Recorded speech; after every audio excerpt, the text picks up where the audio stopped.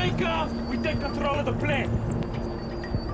That particular day, a very dark day for most of the world, had a ray of sunshine.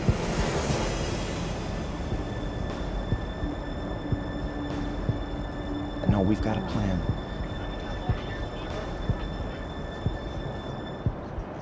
Are you ready? Let's roll. Go, you guys. Come on, go.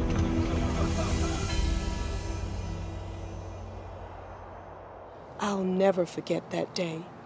So much tragedy. But the courage of these people and the sacrifice they show, it made me proud to be an American. Think about if you were on a plane with a bunch of people that you didn't know and you realized you had like half an hour to save America from the next terrorist attack. I mean, what would you do? These people, they decided to fight back.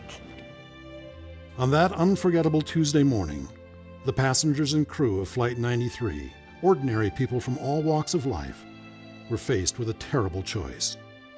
Accept their fate or fight back, no matter what the cost.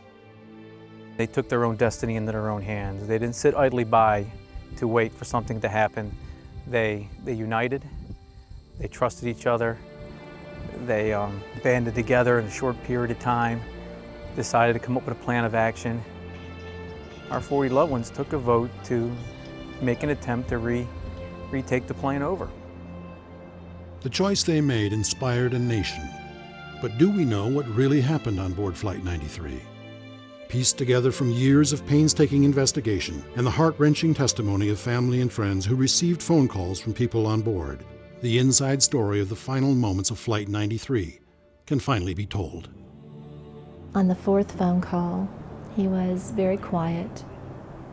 He seemed very resolute as to what had to be done.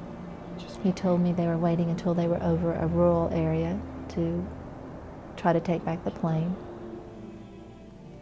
And I asked him what else I could do.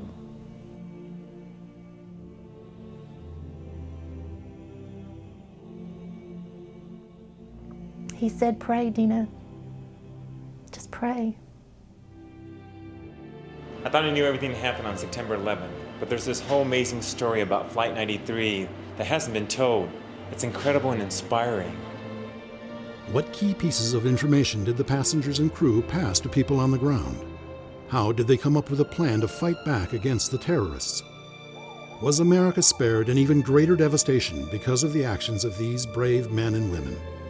By the time Vice President Cheney got authorization from the President to order a shoot down of Flight 93, it was already 10:20 a.m. The importance of this? Without the heroes aboard Flight 93, it might have been too late to stop that plane and those hijackers from carrying out their mission, probably to fly the plane into the U.S. Capitol. And most importantly, were the passengers and crew able to overcome the hijackers and retake the cockpit before the plane crashed?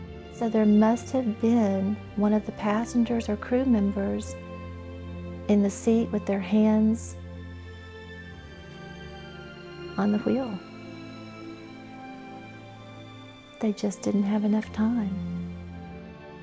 Forced into a life-and-death situation, the passengers and crew of Flight 93 became what all of us would hope to be: courageous, unflinching, and willing to die so that others might live.